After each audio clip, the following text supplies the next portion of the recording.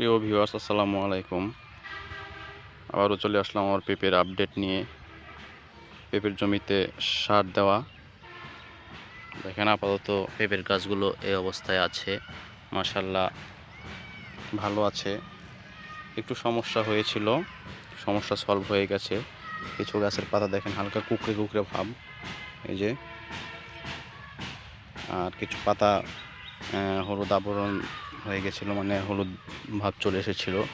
এই দেখুন মাশাআল্লাহ বেগুন লাগিয়েছিলাম, মাঝখানে বেগুনের গাছগুলো দেখুন মাশাআল্লাহ কত সুন্দর। সার এই দেখেন কি সিস্টেমে দিয়েছি।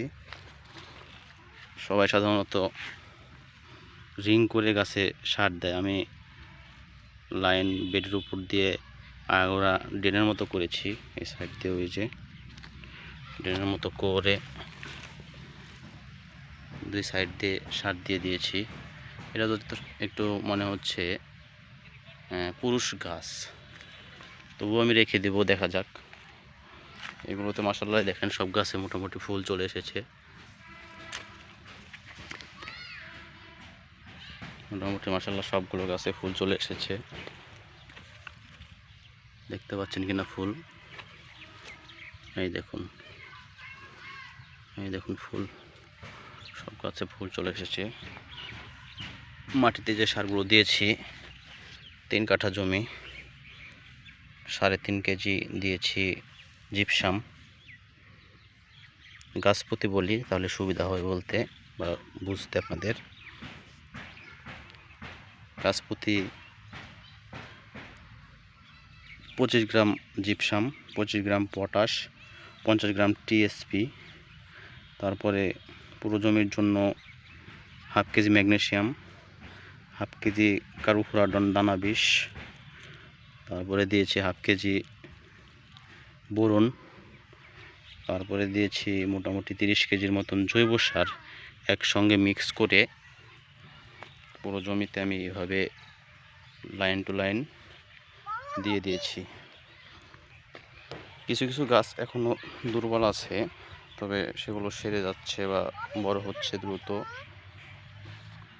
মাশাআল্লাহ আমি গাছগুলো ঘুরিয়ে ঘুরিয়ে দেখাচ্ছি আপনাদের। এই দেখুন, এই গাছের পাতাটা এখান দিয়ে একটা হলুদ ভাব চলে এসেছিলো, যেটা আমার বুঝতে অনেক কষ্ট হয়েছিল। অবশেষে যেটা বুঝতে পারলাম যে মাকড়ের আক্রমণ হয়েছিল, মাকড় এবং থিপস পোকার আক্রমণ হয়েছিল। তারপরে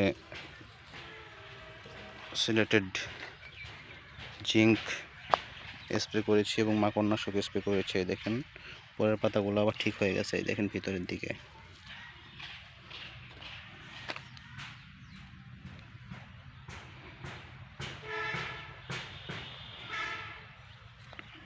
সবগুলো গাছ দেখুন মাশাআল্লাহ সব গাছে ফুল চলে এসেছে। ফুল দেখতে একটু কষ্ট হচ্ছে, তো রোদ আলো ছায়া একটা ভাব। এই দেখুন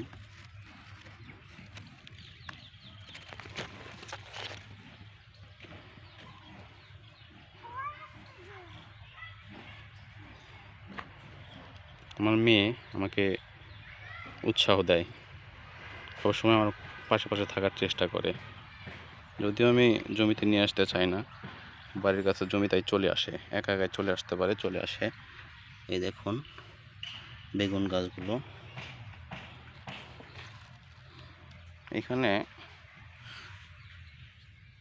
এটা একটা ধনিয়া গাছ আমি মনে করছি, এপাশে একটা আছে, এপাশে একটা আছে। গাছগুলো অনেক মোটা সোটা, তার কারণে আমি রেখে দিয়েছি। এই দেখুন সবগুলো গাছে মাশাআল্লাহ ফুল চলে এসেছে। বেগুন গাছগুলো মাশাআল্লাহ সুন্দর আছে। এই যে গাছটা দেখুন অনেক অসুস্থ হয়েছিল, দেখুন অনেক অসুস্থ হয়ে গিয়েছিল।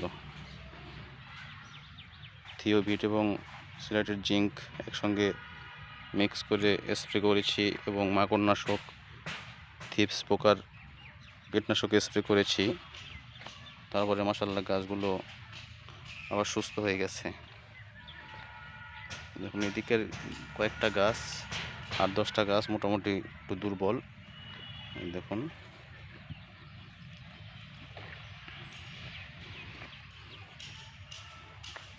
মাশাআল্লাহ 1.5-2 মাস পরে গাছে ফল দেখা যাবে।